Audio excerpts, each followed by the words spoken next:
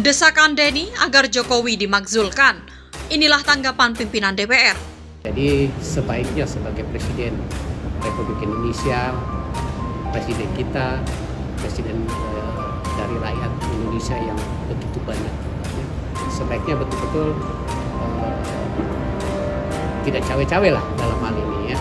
Karena cawe-cawe juga banyak diartikan juga negatif. Kalau cawe-cawe itu diartikan positif, saya pikir itu harus ada satu terminologi yang bagus. Rangka berpikir intelektual, jangan berbicara tentang perasaan, apalagi berbicara tentang pemakzulan. Di dalam sistem politik, ketika presiden dan wakil presiden dipilih secara langsung oleh rakyat, maka legitimasi dan legalitas pemimpin nasional itu sangat kuat. Tidak bisa diberhentikan di tengah jalan, itu melalui suatu mekanisme yang tidak mudah.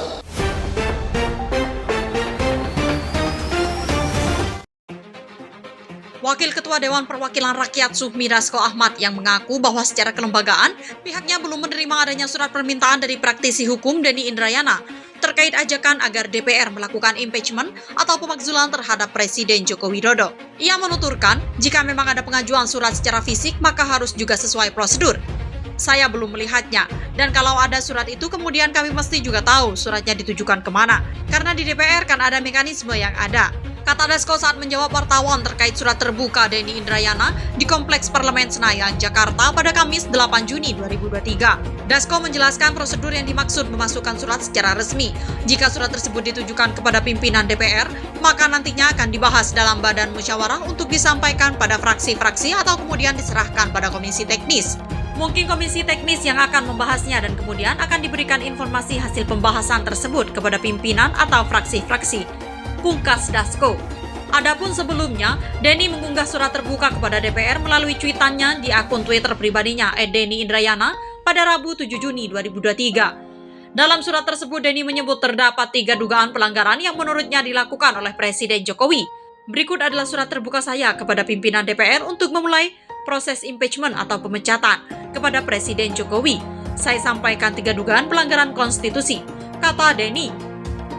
Pada poin pertama, Denny beranggapan Jokowi menggunakan kekuasaan dan sistem hukum untuk menjegal lawan politik.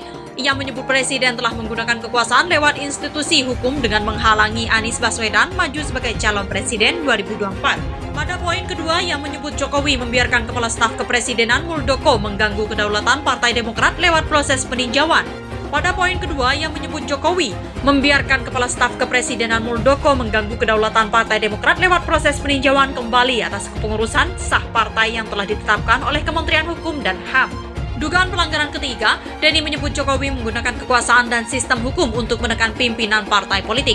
Hak angket DPR harus dilakukan untuk menyelidiki apakah Presiden Jokowi menggunakan kekuasaan dan sistem hukum untuk menekan pimpinan partai politik dalam menentukan arah koalisi dan pasangan Capres-Cawapres, kata Denny.